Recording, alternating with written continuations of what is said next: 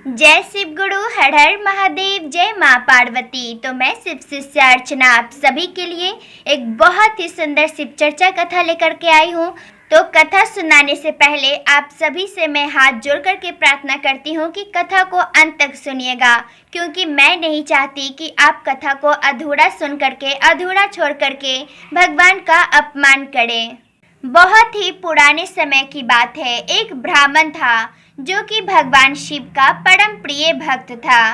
ब्राह्मण का स्वभाव जो है बाकी सभी ब्राह्मणों से बहुत ही अलग था। वो ब्राह्मण जो था ना कभी खुद गलत करता था और ना किसी को करने देता था। ब्राह्मण लोगों को ऐसा ऐसा उपदेश देते थे जिस उपदेश को सुन करके लोगों का जीवन बदल जाता था, और सभी लोग उनके उपदेश सुन करके अपना जीवन भी बदल इसलिए लेते थे क्योंकि ब्राह्मण जो थे केवल उपदेश देते ही नहीं थे, बल्कि उन उपदेशों का पालन जो है वो स्वयं के जीवन में भी करते थे। यही कारण था कि ब्राह्मण के उपदेशों में इतना दम था कि लोगों का जीवन भी बदल के रख देता था। लेकिन कई लोग ऐसे भी थे जिन्हें कि ब्राह्मण गलत कार्य करने से बहुत ही रोकते थे, बहुत ही मना करते थे, लेकिन उन्हें कोई भी फर्क नहीं पड़ता था। वो ब्राह्मण की बात नहीं मानते थे। वैसे लोग से ब्राह्मण हमेशा दूर ही रहते थे और वैसे लोगों के घर वो कभी जाया भी नहीं करते थे। वैसे तो ब्राह्मण जो है अपना सारा समय, अपना ज़्यादा से ज़्यादा समय जो है वो भगवान शिव के मंदिर में ही बिताया करते थे। लेकिन गांव में बहुत सारे भक्त ऐसे थे, बहुत सारे लोग ऐसे थे जो कि ब्राह्मण को खुद बुलाने आते थे अपने यहाँ पूजा करवाने के लिए। तो जो श्रद्धा पूर्वक ब्राह्मण को बुलाने आते, ब्राह्मण उनके यहाँ जरूर जाते पूजा करवाने। तो इस प्रकार तो हमें पता चल ही गया कि ब्राह्मण का स्वभाव कैसा था। ब्राह्मण ना कभी गलत सुनते थे, ना करते थे और ना ही किसी को करने देते थे। जो गलत कार्य करता था ब्राह्मण उससे सख्त नफरत करते थे और उनसे जो है वो 4 गज की दूरी ही बना करके रखते थे। भगवान शिव के परम प्रिय भक्त ब्राह्मण थे। उनका खुद का भी परिवार था। उनके परिवार में उनकी पत्नी और उनका एक बेटा था। ब्राह्मण और उनकी पत्नी अपने बेटे को बड़े ही लाड प्यार से पाल पोस रहे थे। अब जैसे जैसे समय बीतने लगा तो ब्राह्मण का छोटा सा बेटा जो है वो बड़ा होने लगा। ब्राह्मण जैसे कि बाकी सभी को उपदेश दिया करते थे, सभी को अच्छी बातें सिखाया करते थे, वैसे ही अपने बेटे को भी जो है वो एक अच्छा इंसान बनाना चाहते थे खुद की तरह। वो अपने बेटे को भी जो है बहुत ही अच्छी अच्छी बातें सिखाते थे, क्योंकि वो अपने बेटे को जो है एक सुपुत्र के रूप में देखना चाहते थे, जो कि संस्कारी हो, माता पिता गुरु का आज्ञा मानने वाला हो। मतलब कि हर हालत में जो है ब्राह्मण अपने बेटे को अपने से 4 कदम आगे देखना चाहते थे, जो कि हर माता पिता चाहते हैं। हर माता पिता की यही इच्छा होती है कि उनका बेटा जो है उनसे 4 कदम आगे ही जाए, चाहे वो बात अपना नाम करने का हो, धन कमाने का हो या फिर संस्कारों में। हर माता पिता यही चाहते हैं कि मेरा बच्चा जो है हमसे 4 कदम आगे ही रहे। तो भगवान शिव के परम प्रिय भक्त ब्राह्मण जो थे वो भी यही चाहते थे कि उनका बेटा जो है उनसे भी बड़ा ब्राह्मण बने। ब्राह्मण जो थे अपने बेटे को एक ज्ञानी, खुद से भी ज्यादा ज्ञानी ब्राह्मण के रूप में देखना चाहते थे। लेकिन चाहने ना चाहने से क्या होता है, जैसा ब्राह्मण चाहते थे उनका बेटा जो है उसके बिल्कुल विपरीत निकला। ब्राह्मण के बेटे को ना ही अपने पिता के उपदेश पसंद थे और ना ही जो है उसे पढ़ाई लिखाई करना पसंद था। उसे तो केवल जो है खेलना पसंद था। तो ब्राह्मण के बेटे जो है ज्यादा समय अपने घर से बाहर ही रहा करते थे, क्योंकि अब वो धीरे धीरे बड़ा हो गया था। और ब्राह्मण जो थे सुबह में घर से बाहर निकलते थे तो सीधे शाम को आते थे। सुबह में भी अपने बेटे को सामने ही देखते थे, शाम में जब आते तो अपने बेटे को घर में ही देखते थे। उन्हें नहीं पता था कि उनका बेटा सारा दिन जो है वो घर का बाहर रहता है, और ना ही ब्राह्मण की पत्नी को पता था कि उनका बेटा जो है वो गलत संगत में पड़ चुका है।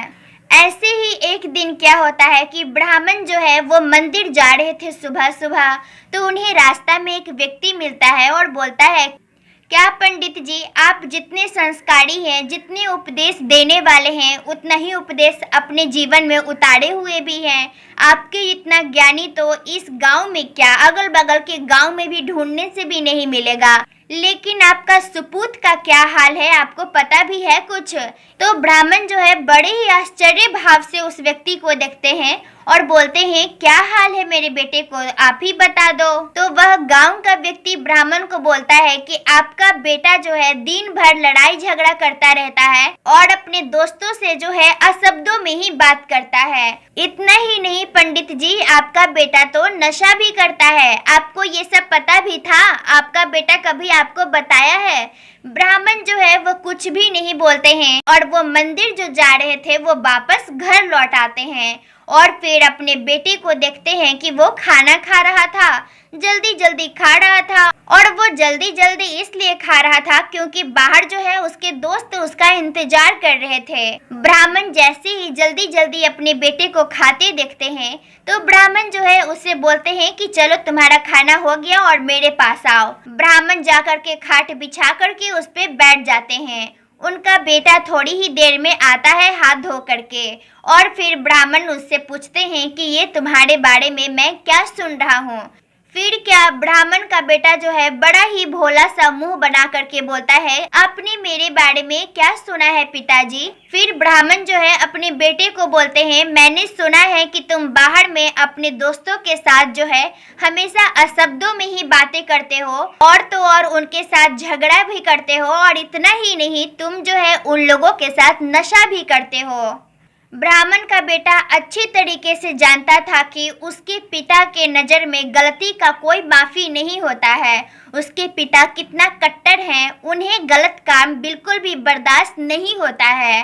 इसलिए ब्राह्मण का बेटा जो है पूरी तरीके से घबरा गया कि अब क्या होगा। अब तो उसका सच्चाई उसके पिता के सामने था।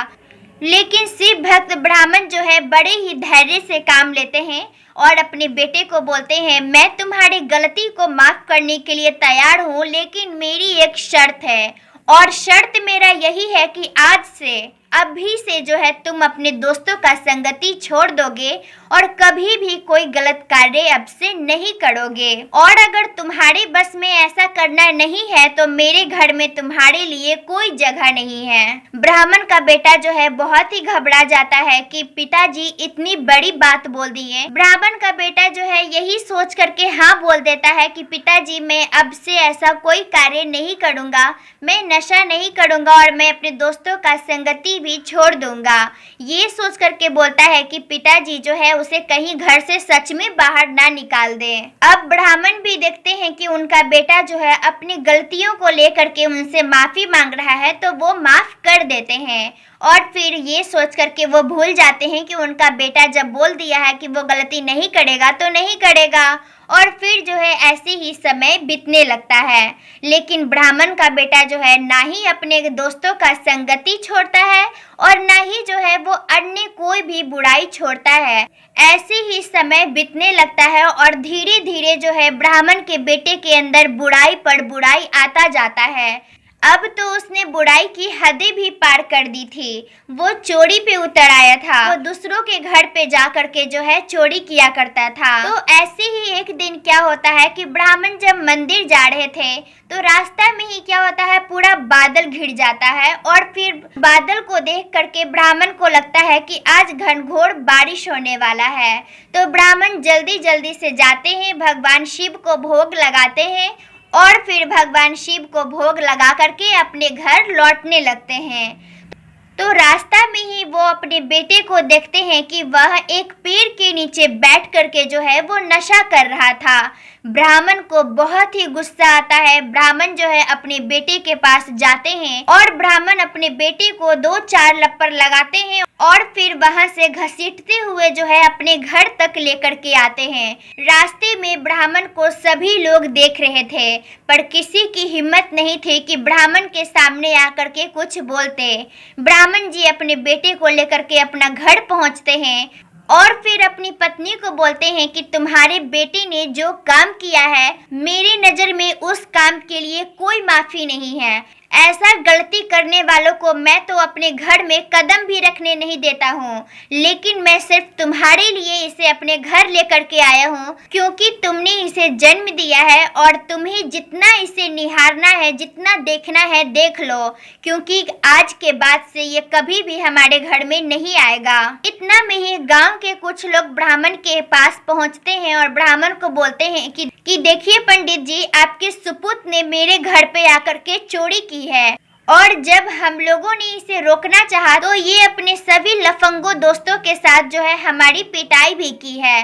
ब्राह्मण जब ऐसा सुनता है तो अपने बेटे को जो है वो जैसे घसीटते हुए घर में लेकर के गए थे, उसी तरीके से घसीटते हुए जो है वो अपने घर से बाहर निकाल देते हैं और बोलते हैं कि आज से तुम यही समझना, तुम अनाथ हो और हम भी समझेंगे कि हम निसंतान हैं। इस घटना के बाद ब्राह्मण का बेटा जो है वो अकेला पड़ गया, फिर कोई भी उसकी मदद करने के लिए तैयार नहीं था।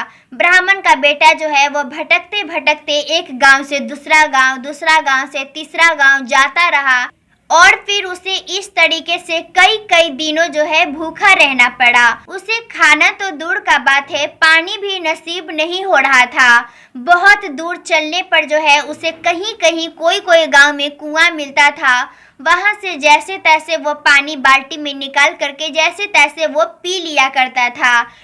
ऐसे ही ब्राह्मण के बेटे को जो है बहुत दिनों तक भूखा रहना पड़ा। धीरे धीरे वो बीमार पड़ गया और फिर कुछ समय में ही उसके शरीर से जो है कोढ़ निकल आया। हमारे मन में अब ये प्रश्न उठता है कि इतनी छोटी सी गलती का, चोरी करने का सजा भला कोढ़ कैसे निकल सकता है? तो निकल सकता है इसलिए क्योंकि अगर हम बात मनुस्मृति की करें तो मनुस्मृति में जो है साफ साफ लिखा हुआ है कि जिस गलती का सजा एक क्षुद्र को मिलेगा, वही गलती करने पर जो है एक वैश्य को 8 गुना सजा मिलता है और एक क्षत्रिय को जो है वो 16 गुना सजा मिलता है और एक ब्राह्मण को जो है वही गलती जो क्षुद्र किया है उसे जितना भी दंड मिलेगा उसका 64 गुना एक ब्राह्मण को दंड मिलता है। यही कारण था कि एक चोरी करने का सजा जो है उस ब्राह्मण को कोढ़ निकल आया। अब ब्राह्मण का बेटा को जो कोई भी देखता उससे दूर ही रहता। अब उसे कहीं भी भिक्षा भी नहीं मिलने लगा। ब्राह्मण का बेटा जैसे तैसे जो है एक नदी के किनार पे अपना कुटिया बना लिया और फिर वहीं पे रहने लगा। वहीं पे अगल बगल में जो लोग रहते थे उस पे दया खा करके जो है उसे कुछ न कुछ जो है पका हुआ अन्न ला करके दे दिया करते थे। तो किसी के पास फटा पुराना कपड़ा रहता तो वही ला करके दे देता। इस तरीके से ब्राह्मण का कोढ़ी बेटा का जो है जीवन चलने लगा। ब्राह्मण का बेटा अपने लिए नदी से प्रतिदिन घड़े में जो है पानी लाया करता था, छोटे से घड़े में, और उस घड़े को जो है हमेशा एक पत्थर पे रखता था। एक ही पत्थर पे रखता था क्योंकि बाकी सब जगह जो था मिट्टी था, और दूसरा कारण ये भी था कि नीचे पत्थर था और ऊपर में जो है एक बहुत ही विशाल पेड़ था। तो उस पेड़ के छांव के कारण जो है वो पत्थर भी ठंडा रहता था और घड़ा को भी ठंडा रखता था, और घड़ा जो है पानी को ठंडा रखता था, और फिर वही ठंडा पानी को जो है ब्राह्मण का बेटा पिया करता था। ऐसे ही समय बीतने लगा और कुछ ही समय के बाद जो है ब्राह्मण का बेटा का अंत समय आ गया। ब्राह्मण के बेटे के शरीर से जो है वो प्राण निकल गए।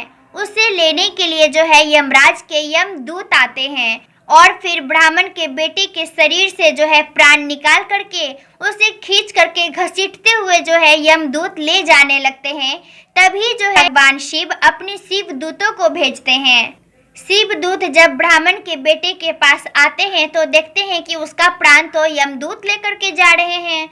शिव दूत जब यमदूत को देखते हैं कि ब्राह्मण के बेटे का प्राण वो घसीटते हुए लेकर के जा रहे हैं तो बोलते हैं कि रुक जाइए, आप जो है इसे इस तरीके से नहीं लेकर के जा सकते हैं। तो यमदूत बोलते हैं कि हे शिवदूत, आपसे मेरी हाथ जोड़ करके प्रार्थना है कि आप हमारे रास्ते में ना आइए, क्योंकि यह कोढ़ी आदमी जो है बहुत ही बड़ा पापी है। इसने ना ही कभी अपने माता पिता की सेवा किया है और तो और अपने माता पिता का हमेशा दिल दुखाया है। शिवदूत जब ऐसा सुनते हैं तो बोलते हैं कि इसने जो भी अपने जीवन में पाप किए हैं वह सारे पापों का दंड जो है ये भोग चुका है। तो यही कारण है कि अब जो है ये पापी बिल्कुल भी नहीं रहा, अब ये शिवलोक का अधिकारी है। यमदूत बड़े ही हैरान हो जाते हैं कि इतना बड़ा पापी जो है वो शिवलोक का अधिकारी कैसे हो सकता है, भगवान शिव उसे अपने शरण में जगह कैसे दे सकते हैं। शिवदूत बोलते हैं कि जब से इसका कोर निकला है तब से ये भगवान शिव का भक्ति कर रहा है। वो अलग बात है कि ये अनजाने में भक्ति कर रहा था, इसे तो पता भी नहीं था कि जिस शिला पे ये प्रतिदिन अपना घड़ा रखता है वह शिला कोई मामूली शिला नहीं था बल्कि भगवान शिव का शिवलिंग था। भगवान शिव जो है शिवलिंग के रूप में बहुत ही दिनों से यहाँ पे विराजमान थे और फिर बहुत ही दिनों से शिवलिंग रूपी भगवान शिव का पूजन नहीं हुआ था, लेकिन यह अनजाने में ही सही भगवान शिव को जल अर्पण किया है और भगवान शिव की बड़ी ही सच्ची मन से भक्ति किया है। और यही कारण है कि हमारे देवाधिदेव महादेव जो हैं इसकी भक्ति से, इसकी निश्चल भक्ति से जो है अत्यंत प्रसन्न है और फिर भगवान शिव हमें भेजे हैं इसे शिवलोक ले जाने के लिए। शिवदूत की बातें सुनकर के यमदूत शिवदूतों को प्रणाम करता है और देवाधिदेव महादेव को भी स्मरण करते हुए प्रणाम करता है और फिर शिवदूत जिस विमान से शिवलोक से आए थे उसी विमान पे ब्राह्मण के बेटे को बैठाते हैं और फिर भगवान शिव के लोक में शिवलोक में चले जाते हैं। तो यही थी हमारी आज की कथा। हमारा मन मैला तब तक ही रहता है जब तक कि हम अपनी गलतियों को छुपाते रहते हैं। जब हम अपनी गलती का पश्चाताप कर लेते हैं तो हमारा मन जो है बिल्कुल पवित्र हो जाता है, उसमें कोई पाप नहीं रह जाता है और फिर एक पवित्र मन में ही ईश्वर का वास होता है। अगर अभी तक आपने मुझे इंस्टाग्राम पे फॉलो नहीं किया है तो आप कर सकते हैं। और जैसा कि आप जानते हैं अर्चना ब्लॉग चैनल है, उस पर मैं अभी वीडियो नहीं डाल रही हूँ, लेकिन डालूंगी तो लगातार ही डालूंगी।